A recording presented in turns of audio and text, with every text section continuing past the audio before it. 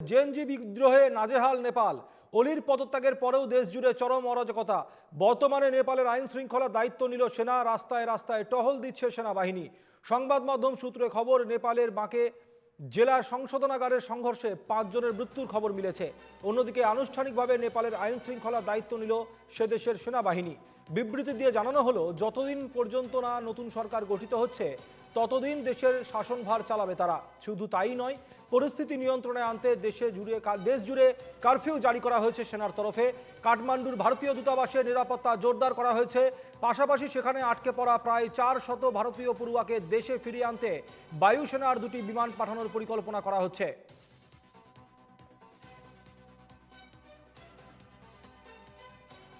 জেএনজির বিদ্রোহে নাজেহাল নেপাল। গতকালই আমরা দেখেছিলাম সেখানকার প্রাক্তন প্রধানমন্ত্রী ওলি, তিনি ইতিমধ্যেই পদত্যাগ করেছেন এবং পাশাপাশি তার আগের দিনই পদত্যাগ করেছিলেন স্বরাষ্ট্রমন্ত্রী। এমনকি তাদের বাড়িঘরও জ্বালিয়ে দেওয়া হয়েছে অলির পদত্যাগের পরপরই।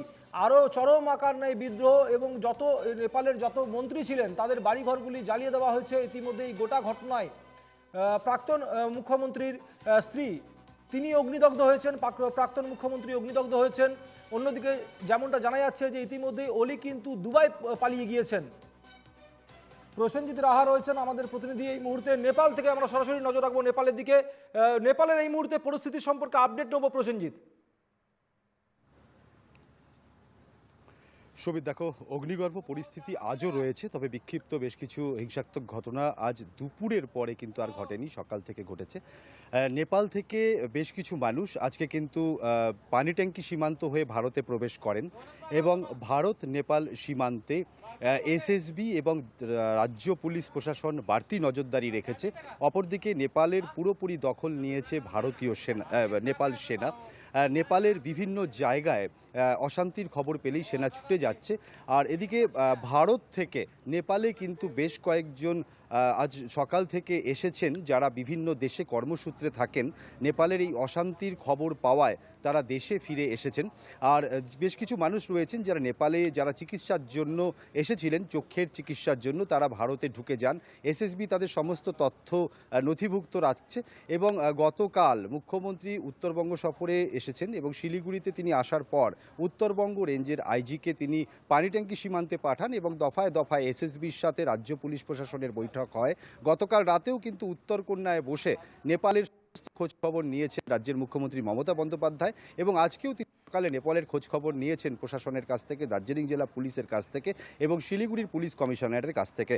কারণ শিলিগুড়ি মহকুমায় যে সীমান্তবর্তী এলাকা নেপালের সাথে, সেই সীমান্তবর্তী এলাকা নিরাপত্তায় রয়েছে এসএসবি এবং তারপরেই নিরাপত্তায় রয়েছে দার্জিলিং জেলা পুলিশের খড়িবাড়ি থানা এবং মিরিকের একটি অংশ নেপালের সাথে রয়েছে, সেখানে দার্জিলিং জেলা পুলিশ বাড়তি নজরদারি রাখছে।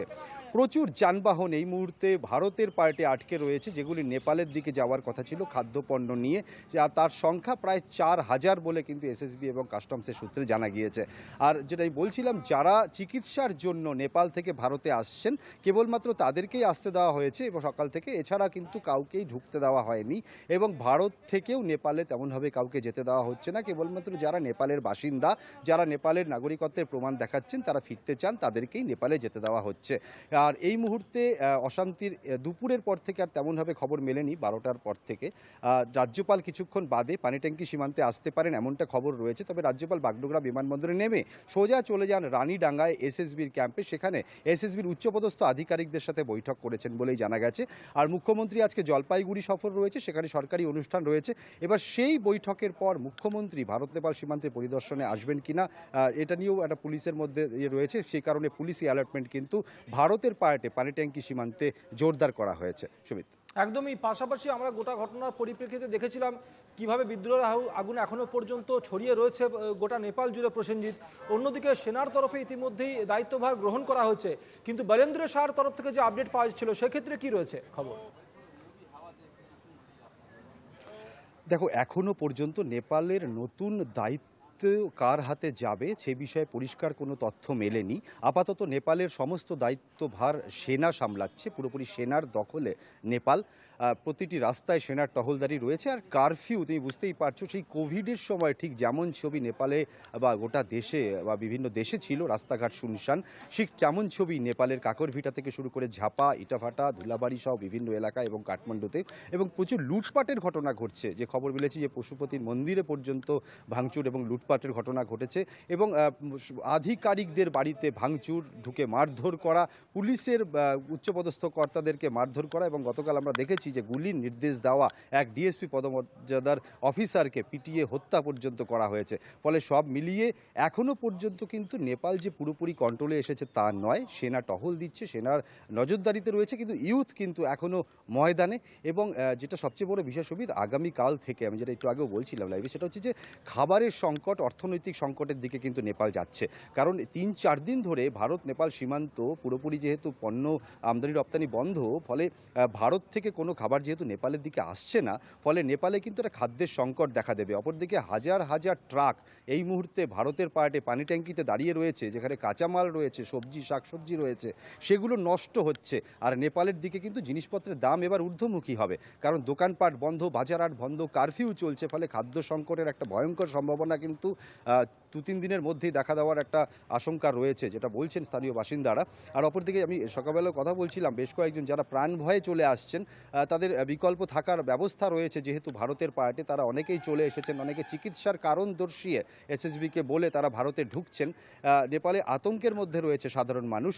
আর বর্তমানে এখন এটাই দেখার যে এই নেপালের অশান্তির আঁচ যাতে কোনোভাবেই ভারতের দিকে না আসে, সে কারণে এসএসবি এবং পুলিশ যথেষ্ট তৎপরতার সাথে সীমান্তে নজরদারি চালাচ্ছে। আগামীতে নেপালের মসনদে কে বসবেন এবং নেপালের ইউথ, আমি নেপালের সাধারণ মানুষ কাকে দেখতে চাইছেন, কারণ এখানে 2-3 জনের নাম উঠে আসছে, এবং এতে বিদেশি শক্তিরও বেশ কিছু মদতের তথ্য উঠে আসছে নেপালের মিডিয়ায়। এবং তুমি জানো যে আজকে সকালে কিন্তু নেপালের বিভিন্ন চ্যানেলের অফিসেও হামলা হয়েছে, মারধরের ঘটনা ঘটেছে, কর্মীদেরকে বের করে অগ্নিসংযোগের ঘটনা ঘটেছে। ফলে সব মিলিয়ে অগ্নিগর্ভ নেপাল শান্ত কবে হবে, এখন সেদিকেই তাকিয়ে গোটা বিশ্ব। সমিত, কিছু জেল পালানো বন্দী তারা নাকি ইতিমধ্যেই জেল থেকে পালিয়ে গিয়ে ভারতে ঢোকার চেষ্টা করছে, এরকম কোনো কিছু আপডেট রয়েছে প্রসেনজিৎ? সুবিধ, দেখো গতকাল একটি সংশোধনাগারের দরজা ভেঙে উড়িয়ে দেওয়া হয়, দেওয়াল ভেঙে দেওয়া হয়, এবং সেখানে 900 বন্দী ছিল বলে জানা গেছে, এবং তারা অনেকেই পালাতে সক্ষম হয়েছেন বলে জানা গেছে। এবং আজকেও তাই নেপালে আরেকটি সংশোধনাগারেও কিন্তু ভাঙচুর হয়, গেট ভেঙে দেওয়া হয়, দেওয়াল ভেঙে দেওয়া হয়, এবং সেই সময় নেপাল সেনাবাহিনী বিষয়টিকে পুরোপুরি ট্যাকেল করার চেষ্টা করে, এবং সূত্রের খবর সেখানে সেনাবাহিনী গুলি চালাতে বাধ্য হয়, এবং সেই নেপাল সেনার গুলিতে 5 জন গুলিবিদ্ধ হয়েছে, এ তথ্যও নেপালের বিভিন্ন সংবাদ মাধ্যম সূত্রে মিলেছে। তবে নেপাল পার্ট থেকে কোনো মব এখনো পর্যন্ত কিন্তু ভারতে প্রবেশ করতে পারেনি। এসএসবি পুরোপুরি সদা সতর্ক, দার্জিলিং জেলা পুলিশ সতর্ক রয়েছে, এবং ইন্টেলিজেন্স মারাত্মক স্ট্রং রয়েছে এই মুহূর্তে। আর মেচি, তুমি জানো যে ভারত এবং নেপালের মধ্যে কোনো কাঁটাতারের বেড়া নেই, কেবলমাত্র মাঝ দিয়ে বয়ে গেছে মেচি নদী। এই মেচি নদী টোপকেও যাতে কেউ ভারতে ঢুকতে না পারে, সেই কারণে নকশালবাড়ি এবং খড়িবাড়ির যে বিস্তীর্ণ এলাকা এবং দার্জিলিংয়ের মিরিক পার্শ্ববর্তী এলাকায় এসএসবি এবং দার্জিলিং জেলা পুলিশ কিন্তু কড়া নজরদারি চালাচ্ছে। সুবিধ, আরও গুরুত্বপূর্ণ বিষয় আমরা দেখেছি এর আগেও প্রসেনজিৎ, যখনই কোনো দেশে সিভিল ওয়ার হয়েছে, সিভিল ওয়ার হওয়া দেশে যে ঘটনার পরবর্তী ক্ষেত্রে যে সেই দেশটা যে খুব ভালো থেকেছে এরকম কোনো কিছু উদাহরণ কিন্তু নেই। কারণ বাংলাদেশেও কিন্তু এর আগে যখন সিভিল ওয়ার হলো, তারপর যে অন্তর্বর্তীকালীন সরকার গঠন হলো, তারপর যে মূল সমস্যা সেগুলো থেকে কতটা সমাধান হলো সেটা কিন্তু বড় কথা হলো না। মূলত সেখানকার যে স্থাপত্য সেগুলো কিন্তু ভেঙে গুড়িয়ে দেওয়া হলো। যারা গুড়িয়ে দিল তারা হয়তো জানলেও না যারা কী কী জিনিস গুড়িয়ে দিল। নেপালের ক্ষেত্রেও আমরা দেখলাম যখন সিভিল ওয়ার হলো, সিভিল ওয়ার হওয়ার পর নেপালের এরপর কী পরিস্থিতি হবে, কীভাবে নেপালকে সামলানো যায়, এটাও কিন্তু খুব বড় একটা চ্যালেঞ্জ হয়ে দাঁড়াবে নেপালের নাগরিকদের ক্ষেত্রেও, পাশাপাশি যে যিনি দায়িত্ব নেবেন তার ক্ষেত্রেও। দেখো সুমিত, নেপাল বাংলাদেশের বিষয়টা একটু আলাদা রয়েছে। দেখো বাংলাদেশে দীর্ঘদিনের শাসক শেখ হাসিনা নাগরিকদের চাপে, নাগরিকদের বিদ্রোহে দেশ ছেড়ে পালিয়ে চলে এসেছেন।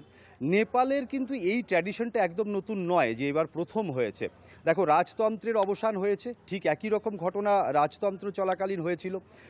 মাওবাদীদের দখলে চলে যায় নেপাল, প্রচণ্ড মাওবাদী যে গোষ্ঠী তারা নেপালের দখল নেয়, পরে গণতন্ত্র, আবার সেই ভোটাভুটি এবং নেপালের নতুন সরকার গঠন, আবার সেই নেপালে জনতার বিপ্লব, যুবদের বিপ্লব এবং নেপাল সরকারের পতন, দেশ ছেড়ে ঠিক ওই বাংলাদেশের স্টাইলেই পালিয়ে যাওয়া প্রধানমন্ত্রীর এবং পুরো মন্ত্রিসভার বাকি মন্ত্রীদের।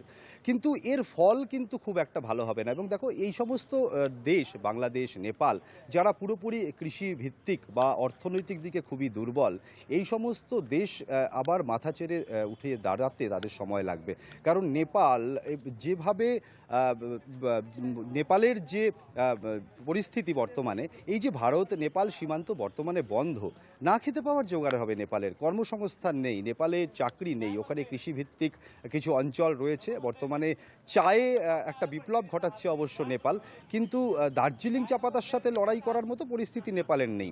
আর এই বর্তমান যে পরিস্থিতি, এই যে পুরো সিস্টেমটা ভেঙে দেওয়া এবং থানা জ্বালিয়ে দেওয়া, সরকারি কার্যালয়ে জ্বালিয়ে দেওয়া, স্কুল কলেজ পুড়িয়ে দেওয়া, ট্যুরিজম বিভিন্ন জায়গাগুলোকে ক্ষতিগ্রস্ত করে দেওয়া, অর্থনৈতিক পুরোপুরি ভেঙে পড়া, এরপর নেপাল আবার ভালোভাবে ঠিক মাথা তুলে কবে দাঁড়াবে সেটা সময়ই বলবে। এখন এটাই দেখার যে কে নেপালের আগামীতে দায়িত্ব নেবে। তবে বর্তমানে সেনার পুরোপুরি নজরদারিতে নেপাল, তুমি জানো বলছে যে তুমি যেটা ঠিকই তাই, বাংলাদেশেও দেখো এখনও পর্যন্ত বাংলাদেশের তো অচলাবস্থা কাটেনি, প্রতিদিনই কোথাও না কোথাও আবার আন্দোলন, বর্তমান ইউনিট সরকারের বিরুদ্ধে আওয়াজ উঠছেই। এবার নেপালের জায়গাটা আগামীতে কি হতে চলেছে, ইউথ বা নতুন জেনারেশন যাকে চাইছেন, যে নাম সবার প্রথমে কাঠমান্ডু এলাকার যিনি মেয়র রয়েছেন তার নাম উঠে আসছে, এখন তাকেই আগামীতে প্রধানমন্ত্রী পদে নেপালের মানুষ দেখছেন কিনা এটাই এখন দেখার। তবে সব মিলিয়ে একটা বিষয় বলা যেতেই পারে, নেপালের এই পরিস্থিতিতে কিছুটা হলেও কিন্তু ভারতের সীমান্তবর্তী যে এলাকাগুলো রয়েছে, বিশেষ করে দার্জিলিং জেলার, পশ্চিমবঙ্গের বিভিন্ন অঞ্চল, বিহার এবং উত্তরপ্রদেশের এই সমস্ত এলাকায় কিন্তু অনুপ্রবেশের একটা ঘটনা ঘটবেই, এবং যেটা কিন্তু ঘটতে শুরু করেছে। প্রচুর মানুষ কিন্তু নেপাল ছেড়ে ভারতে ঢুকছেন। সুবিধা প্রসেনজিৎ, যে 400 ভারতীয় এই মুহূর্তে ত্রিভুবন বিমানবন্দরে আটকে রয়েছে, তাদের কতক্ষণের মধ্যে উদ্ধার করা সম্ভব হবে বলে জানা যাচ্ছে? দেখো, এখনো পর্যন্ত বেসরকারি সূত্রে যে খবর, প্রায় 1000 ছাত্রছাত্রী, পর্যটক এবং ভারতীয় নেপালে রয়েছেন। 4 থেকে 500 জন ছাত্রছাত্রীর তথ্য বেসরকারি সূত্রে মিলেছে, তাদেরকে বিশেষ বিমানে ভারতে নিয়ে আসা হবে এমন তথ্য মিলেছে। এবং অনেকে সড়ক পথে ফিরছেন, আমি যেটা একটু আগে বলছিলাম, অনেকেই ফিরছেন এবং এসএসবি কড়া নজরদারি রাখছে যে তার মাঝে কেউ নেপালের বসবাসকারী মানুষ ঢুকছেন কিনা, সেদিকে কড়া নজর রয়েছে নেপালে, ভারতের এসএসবির এবং দার্জিলিং জেলা পুলিশের, রাজ্য পুলিশের। তবে পর্যটক কেবল নয়, অনেক ব্যবসায়ীরা নেপালে থাকেন ভারতের, তারা কিন্তু নেপাল ছাড়তে শুরু করেছেন। আর এরই মাঝে আমরা যেটা লক্ষ্য করেছি, বিগত প্রায় 5 থেকে 6 ঘন্টা যাবৎ এই নেপাল থেকে ভারতের অভিমুখে কিন্তু প্রচুর নেপালের মানুষও গেছেন, যারা চিকিৎসার নথি দেখিয়ে ঢুকেছেন। এখন আদেও তারা চিকিৎসার জন্য যাচ্ছেন নাকি নেপালের এই অশান্তির কারণে স্ত্রী সন্তানকে নিয়ে নেপাল ছেড়ে ভারতের মুখে যাচ্ছেন, এটাও দেখার বিষয়। তবে আজ বিকেলের পর থেকে আশা করা যাচ্ছে ধীরে ধীরে নেপালের বিভিন্ন জায়গায় যারা ভারতীয়রা আটকে রয়েছেন, পর্যটক বা ছাত্রছাত্রী বা ব্যবসায়ীরা, তারা ধীরে ধীরে দেশে ফিরে আসবেন। আমার শেষ প্রশ্ন তোমার কাছে প্রসেনজিৎ, ওলির আপডেট কি? কাল দুপুরে সোশ্যাল মিডিয়ায় একটি ভিডিও ভাইরাল হয়, নেপালের বিভিন্ন সংবাদ মাধ্যম সেই ভিডিও সম্প্রচার করে, যে 12টি হেলিকপ্টারে ওলি এবং তার মন্ত্রিসভার বেশ কয়েকজন মন্ত্রী, তাদের পরিবারের লোকজন এবং সচিবেরা নেপাল ছেড়ে পালিয়েছেন এবং নেপাল থেকে তাদের দুবাই চলে যাওয়ার কথা ছিল, এমনটাই বেসরকারি সূত্রে খবর। কিন্তু কাল বিকেলের পর থেকে নেপালের সদ্য প্রাক্তন প্রধানমন্ত্রী ওলি এবং তার মন্ত্রিসভার কারও কোনো খবর নেই, এবং নেপালের কোনো সংবাদ মাধ্যমের তরফ থেকেও কিন্তু এখনও পর্যন্ত ওলির কোনো আপডেট পাওয়া যাচ্ছে না। তিনি কোথায় রয়েছেন, আদেও তিনি দুবাইয়ে গেছেন কিনা। তবে শেষ যে খবর গতকাল দুপুরে 2টো নাগাদ মিলেছিল, যে চিকিৎসার জন্য তিনি দুবাই যাচ্ছেন। সোশ্যাল মিডিয়ায় এমনই একটি খবর নেপালে ভেসে এসেছিল, কিন্তু আর তারপর থেকে কোনো রকম খবর কিন্তু নেপালের সদ্য প্রাক্তন প্রধানমন্ত্রী এবং তার মন্ত্রিসভার নেই। ধন্যবাদ প্রসেনজিৎ। সঙ্গে ছিলেন আমাদের প্রতিনিধি নেপাল থেকে প্রসেনজিৎ রাহা।